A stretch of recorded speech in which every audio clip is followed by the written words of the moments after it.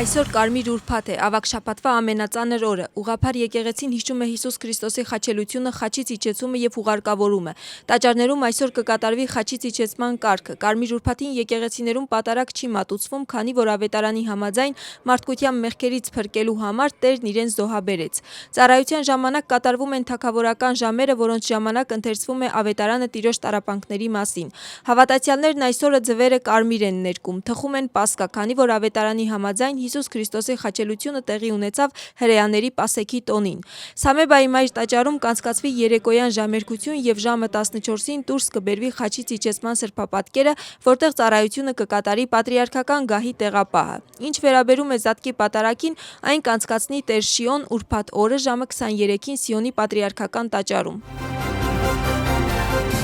Մենք չենք ուզում, որ ՆԱՏՕ-ն բաժանվի ԱՄՆ-Իրան պատերազմի պատճառով, հայտարարել է Գերմանիայի կանցլերը։ Նրա խոսքով դաշինքը եվրոպական անվտանգության գլխավոր երաշխավորն է եւ անհրաժեշտ է պահպանել միասնությունը։ Մերցն ընդգծելով նշել է, որ իր գլխավոր նպատակն է դաշինքի ուժեղացումը։ Նրա խոսքով Գերմանիան ունի կարևոր հետաքրքրություն Մերձավոր Արևելքում դիվանագիտական հաջողության հասնելու հարցում, քանի որ դա անմիջականորեն կապված է ինչպես տարածաշրջանային կայունության, այնպես էլ գլոբալ եւ ազգային տնտեսության հետ։ Գերմանիայի կանցլերի խոսքով նշված հարցի վերաբերյալ նա երեկ զրուցել է Դոնալդ Թրամփի հետ եւ կոչ արել ակտիվորեն շարունակել բանակցությունները։ Ասիական զարգացման բանկն այս տարի Վրաստանի տնտեսության աճը կանխատեսում է մինչև 5.5%։ Ֆինանսական հաստատության նոր զեկույցում նշված է, որ նախորդ տարվա համեմատ 2026 թվականին ամբողջական ներքին ապրանքի աճը կդանդաղի, սակայն գլոբալ ցնցումների պայմաններում տնտեսությունը կայուն կերպով պահպանում էր դիրքերը։ Զեկույցում նաև ընդգծվում է, որ 2026 թվականին շինարարության եւ արտադրության աճի ֆոնին սպասվում է արդյունաբերության աճ մինչև 2.4%։ Միաժամանակ գյուղատնտեսությունը 2026 թվականին կկայունանա եւ 2027 թվականին կվերադառնա 1.7% աճի։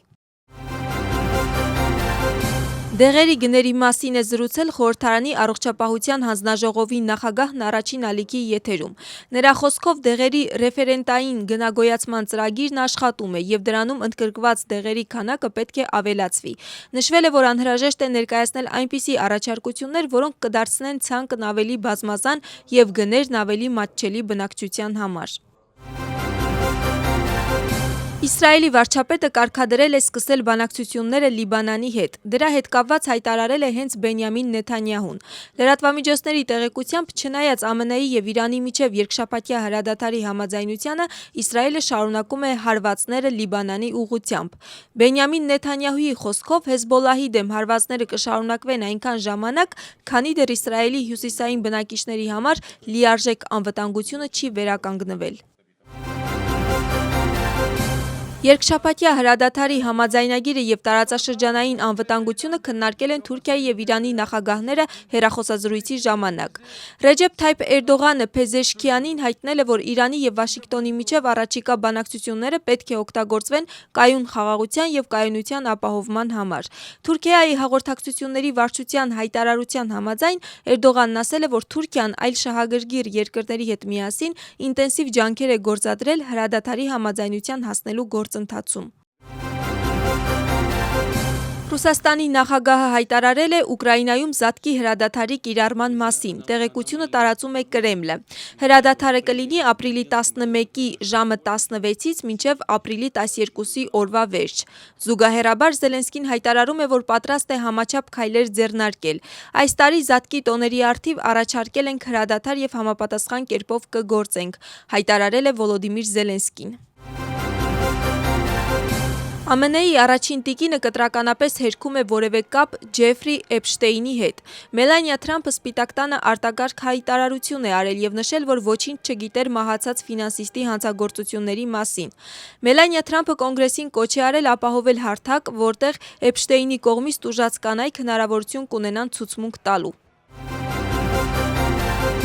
ԱՄՆ-Իրան հրադադարի համաձայնագիրը եւ Հորմուզի նեղուցի ներկայիս վիճակը քննարկել են Իրանի եւ Ռուսաստանի արտգործնախարարները հեռախոսազրույցի ժամանակ։ Տեղեկությունը տարածում է իրանական կողմը։ Աբբաս Արաղչին ընդգծել է Միացյալ Նահանգների պատասխանատվությունը կատարելու իր պարտավորությունները պատերազմի ավարտի վերաբերյալ բոլոր ուղղություններով, այդ թվում Լիբանանում։ Նրա խոսքով Հորմուզի նեղուցով անվտանգ անցումը հնարավոր կլինի այն պայմանով, եթե Միացյալ Նահանգները կատարի իր պարտավորությունները։